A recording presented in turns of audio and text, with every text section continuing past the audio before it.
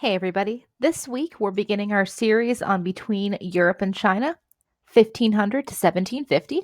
We'll probably go over that just a little bit. But our major players, obviously we've got Russia, but we'll also be discussing the three gunpowder empires, the Ottomans, the Safavids, and the Mughals.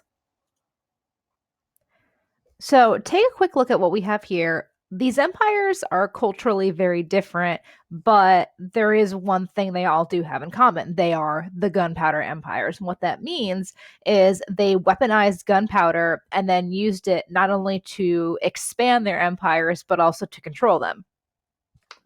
Major differences, though, the Ottomans, they're a Sunni Islamic empire. The Safavids are a Shiite Islamic empire. And then the Mughals, you have a Sunni Muslim minority ruling over a Hindu majority. And obviously over here, well, you can't see all of it, but we've got Russia that we'll be talking about.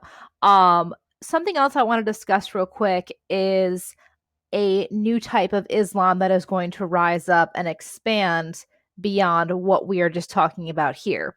And that would be Sufism. And as we know, there's great diversity among Muslims, especially along cultural lines. And Sufis adhere to a different school of Islam, but they're either Sunni or Shiite. And Sufism does help spread Islam beyond the Arab heartland. All right, so let's dive in and we'll start with the Ottoman Empire to 1750. And four of our major players are going to be Osman I, Mehmed the Conqueror, Selim the Grim, and Suleiman the Magnificent. And we will be talking quite a bit about Suleiman, why he is probably the most well-known ruler of the Ottoman Empire. But I do want to talk about Selim the Grim for a minute and just how he got that name. Selim starts the tradition, and he is not the first ruler to do this. He will not be the last ruler, but he starts a tradition of patricide and fratricide, where he takes the throne and kills any living male relative who could possibly take the throne away from him. And this does include young children that he orders to be executed. And following him, there will be other rulers who do this. All right, so let's dive right in. We're going to be looking at the map. I want you to take a look at the Ottoman Empire, as well as territory added, focusing on here. And their borders with the Safavids, that is going to cause some issues. They will constantly be fighting against each other. Over here, we have the Mughal Empire, but then we have all the territory that was added. And then we have the Russian Empire, because we will be talking about them quite a bit down the road.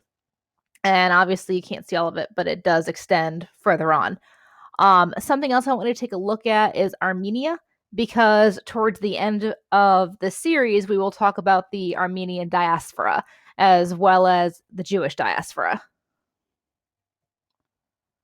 All right, so a zoomed in view and a total breakdown of Ottoman territory when new land was added, as well as under who this new land was added. As you can see, part of the reason why Selim the Magnificent, or Selim the Grim, pardon me, and Suleiman the Magnificent are so well remembered is take a look under Selim, look at all of this territory that was added, and then under Suleiman, look what was added. That's pretty impressive. All right, expansion and frontiers. The Ottomans were a group of Turkic Muslim nomads, and Osman emerges as the leader of these nomads around 1300. He established the Ottoman Empire in northwestern Anatolia in 1300. He and his successors consolidated control over Anatolia. They fought Christian enemies in Greece and in the Balkans, and captured Serbia and then the Byzantine capital of Constantinople in 1453. And that was a pretty impressive feat to capture the city of Constantinople, because it was known as a very Christian city. Constantinople was then converted to a Muslim city by turning churches into mosques, following the tradition of not destroying other religions' houses of worship. Rather than do that, they just turned it into a mosque. And one of the most famous of these former churches, now mosques, would be the Hagia Sophia. It is in Istanbul. If you ever get a chance to see it and go inside, you'll notice that there are still mosaics of Christian figures because they were never taken down. In 1326, the Ottomans conquered Bursa across the Sea of Marmara from Constantinople. In addition, the Ottomans conquered quite a bit of Greece and the Balkans, and as the Ottomans conquered more and more Byzantine territory, they became more tolerant of the Christians in their empire, which is one of the reasons why the Ottomans are able to last for so long. Now, 2016, Cubs win the World Series. Guys, to put that in perspective for you, the last time that happened, the Ottomans were still in power. They lose power after World War I. So just to show how everything comes together and how long-lasting this empire is, because look at guys, we're talking about the 1300s, and then I'm bringing up the Cubs in the World Series. So just think about that for a minute. Unlike the Mongols, the Ottoman military did not plunder for food. They actually paid for it because what they're trying to do is build an empire that's going to last. And they're not trying to milk their subjects for all they're worth. They're actually trying to integrate and create a peaceful society. Ottomans captured soldiers from among the Christians they fought. And of course, they used new gunpowder weapons. Gunpowder became an advantage for sedentary people because they had the space to store gunpowder. It's not exactly a practical weapon if you're a nomad, but as long as you are building an empire and you're not really planning on going anywhere, gunpowder is the way to do it. In 1451, Mehmed II became the Ottoman Empire, and under his leadership, he created a number of schools. He was a patron for scholars and education, and he really made that his priority. The center of the Ottoman Empire was Constantinople, and they actually did keep the name of the city. The city would not become Istanbul until the 20th century. And again, after World War I is over. Ghazis were Ottoman soldiers, and they were horsemen of nomadic origin. The Ottoman army, though, came to be dominated by the Janissaries. The Ottomans controlled the three holy cities of Islam, Mecca, Medina, and Jerusalem. And an example of the Ottoman tolerance for other religions is their acceptance of the many Iberian Jews who fled or who were expelled from Catholic Spain under Ferdinand and Isabel's Reconquista.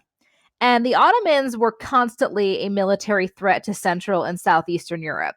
Sultan Suleiman the Magnificent, who reigned from 1520 to 1566, conquered Belgrade in 1521 and Rhodes in 1522. He also laid siege to Vienna in 1529, but he withdrew with the onset of winter. Religiously, Suleiman centralized the empire by sponsoring the building of mosques and religious schools. And I did put the two different spellings that you will see for Suleiman's name, spelled with both an I or a Y. Suleiman sponsored religion, he sponsored mosques, but one thing he didn't do was enforce a single legal system throughout the empire. The Ottoman Empire fought with Venice for 2 centuries as it attempted to exert control over the trade happening in the Mediterranean Sea. The Ottomans forced the Venetians to pay tribute, but continued to allow them to trade. Muslim merchants in the Red Sea and Indian Ocean requested Ottoman naval support against the Portuguese. And initially, the Ottomans responded to the call. They began protecting, they began going against the Portuguese. They sent out naval ships to protect ports such as Aden. But later on, they saw no real reason to commit such a strong effort to the defense of non-Ottoman Muslim merchants elsewhere in the Indian Ocean, because goods still flowed from their markets to the Ottoman markets without really much issue.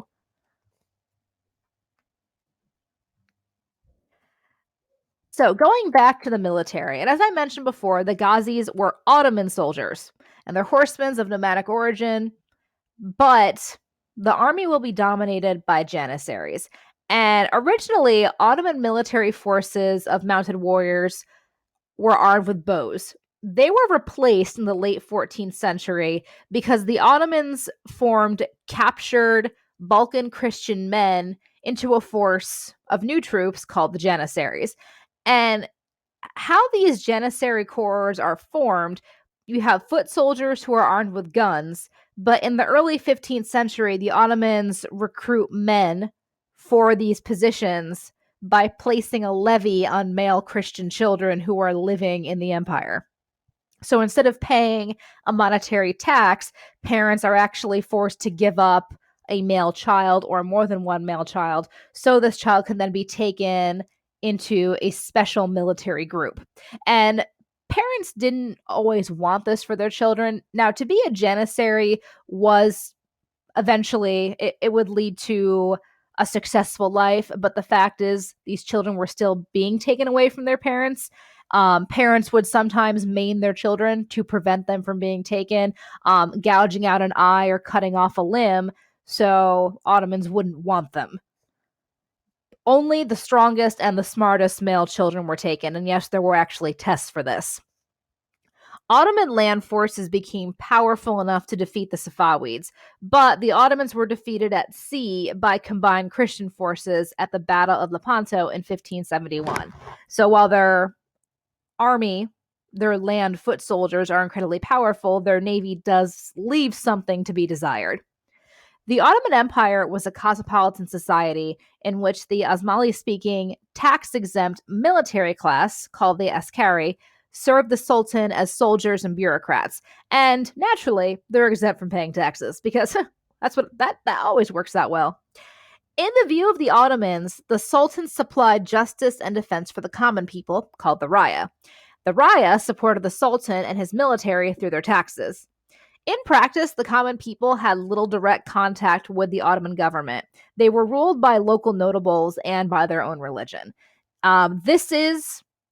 You might want to write this down and star it or highlight it or something, because this is one of the reasons why the Ottoman Empire does actually collapse. It's always problems from within, and it's always from the people that you tax the most. And this is a trend that we've seen before, and we will see it again, especially when we work our way up to the American and French revolutions. So this is the Hagia Sophia. So some of the things that were added on are the 4 minarets. And this is how the bureaucracy worked. You have the Sultan, under him are the divans, and they're sort of governors, close friends, generally family of the Sultan. And then you break it down into your social or military, further down eventually to landowners and tax collectors. And then you have heads of individual religious millets, Muslims, Christians, and Jews. So the Ottoman Empire is incredibly diverse and, again, tolerant. There is a special tax that Christian and Jews have to pay. Now, they actually can be exempt from this tax if they are willing to join the Ottoman army. Most of them don't want to do that, though. But there are ways around this tax. There are also garments that must be worn. And this is a common theme that will be found in other empires. When we're looking at it with our modern day bias, we think, well, that's not fair because not everybody is equal. But what you have to keep in mind is during this time period, this was actually a pretty radical thing. If you look at the Ottomans, they're accepting of Christians and Jews. Yes, there is a special tax. But that being said, if you're looking at Catholic Spain under Ferdinand and Isabella, they're expelling Muslims and Jews. And if they don't want to leave, they are being killed or tortured or forced to convert. But all powerful things will slowly decline, and let's find out why with the crisis of the military state.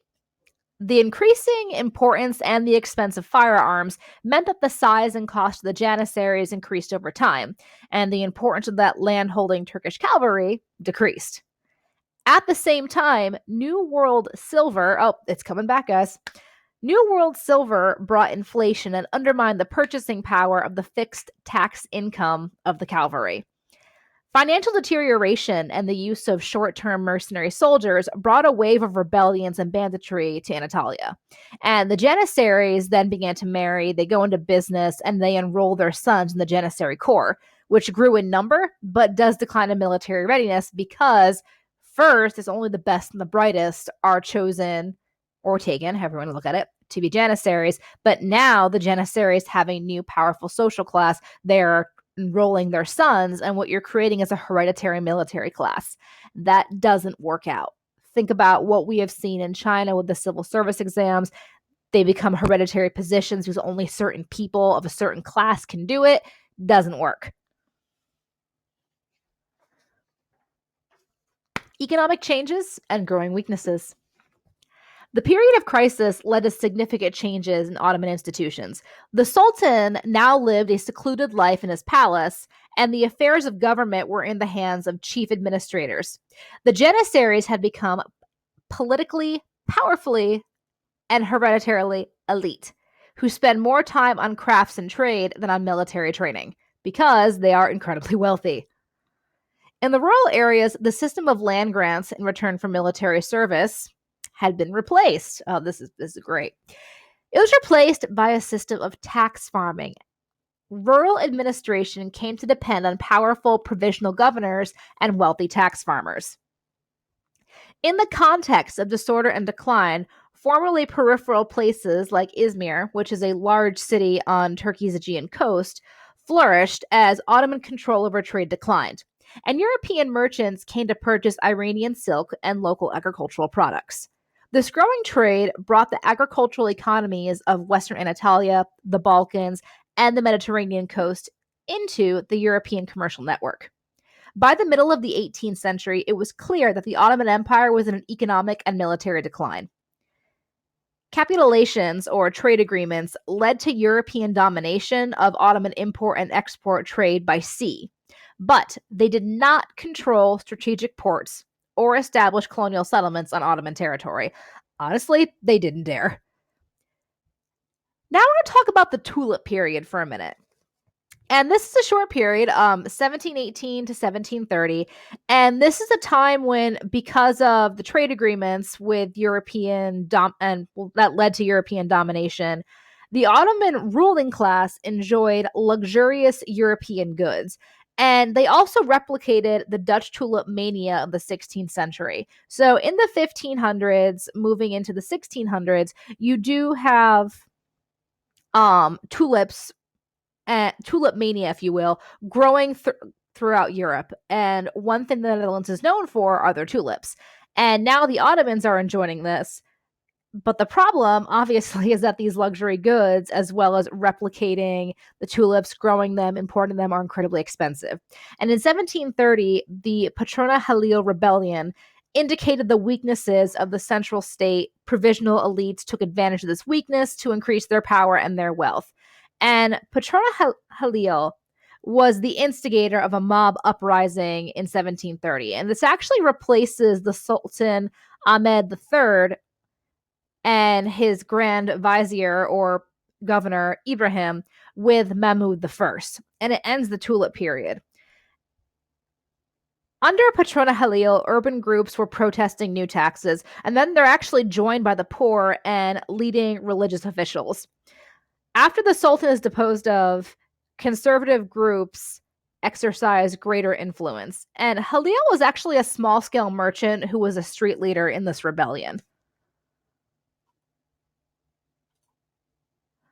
All right, so what you can see is a good comparison to the sizes of the Ottoman and the Safavid empires, blown up nice and big for you at their height. Look what they are controlling. It's very nice. All right, let's dive in with the Safavid Empire. Two major players. We have Ismail I and Shah Abbas, who I will talk about quite a bit in just a moment. So take a look at the heights. We've got Shah Ismail's Safavid Empire. And we have some disputed zones between Ottoman, Safavids, and the Uzbeks. All right, Safavid society and religion. Iran has long benefited from its location by enjoying contact and cultural exchanges with Mesopotamia, the Mediterranean, and India. Persia was conquered by the Safavid dynasty in the 16th century. Safavids were Shiite Muslims, and they hoped to convert the Sunni Muslims living within their new territory. Ismail declared himself Shah of Iran in 1502 and ordered that his followers and subjects all adopt Shiite Islam, which in the end created an even deeper gap between Iran and its Sunni neighbors. Conversion to Shiite belief made permanent the cultural differences between Iran and its Arab neighbors that had already been developing. From the 10th century onward, Persian literature and Persian decorative styles had been diverging from Arabic culture. And this process had intensified when the Mongols destroyed Baghdad, and thus put an end to that city's role as an influential center of Islamic culture. Under the Safavids, Iranian culture was further distinguished by the strength of the Shiite beliefs, including the concept of the hidden imam and the deeply emotional annual commemoration of the martyrdom of Imam Hussein. And if you guys remember back, I believe it was chapter 8 or 9, when we discussed the Safavid Empire and the rise of Islam, we talked about that schism that occurs between the Sunnis and the Shiites. So if you're a little unclear on exactly what that was, I do recommend that you go back and you review that podcast, or just shoot me an email, ask me about it in class. Happy to discuss it. But guys, why this is so important is, to this day, Iran is it's one of the largest places where you will find Shiite Islam. That is still the official religion. It is also the only country within that region that is Shiite Islam and not Sunni Islam. Anyway, continuing on. Shah Abbas I, who would reign from 1587 to 1629, built a new capital at Isfahan. And he ruled for obviously a long time, but he creates a very stable state. And Abbas invited European diplomats and merchants to Isfahan. Now, these are all examples of mosques from Isfahan in modern day Iran. These are all still standing. And one thing that really pops out, and I'm sure you've already figured this out, everything is blue. And that is a very unique trend that is found within these mosques, that there's blue on blue patterns, as you can see in the background. This is actually a textile that I found a picture of and kind of blew it up a little bit. But this picture does not do this any justice. It is gorgeous. When you walk inside the mosques, as you can see, there's marble flooring, but there's blue windows, blue lattice patterns, blue and gold, blue tiling. The dome is blue. Absolutely stunning.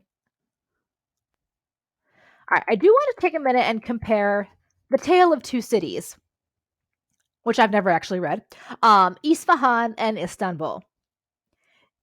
They're very different in their outward appearance. Istanbul was a busy port city with a colony of European merchants, a walled palace, and a skyline punctuated by brick domes and soaring minarets.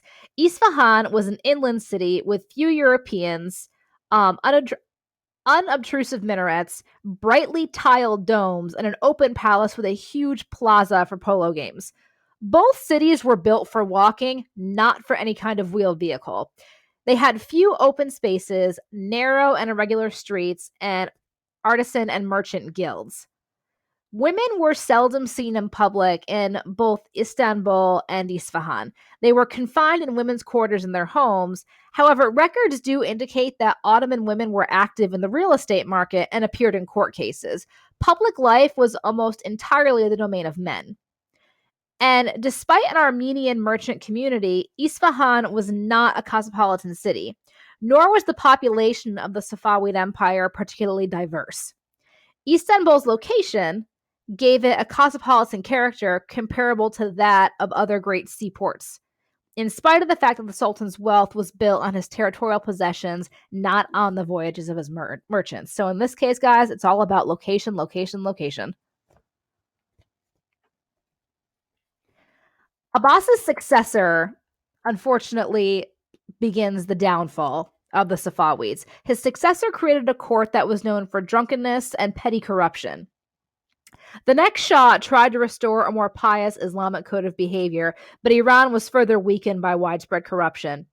Iran's manufactures included silk and very famous carpets, but overall the manufacturing sector was small and not very productive. The agricultural sector, farming and herding, did not see any significant technological developments, partly because the nomad chieftains who ruled the rural areas had no interest in building up the agricultural economy.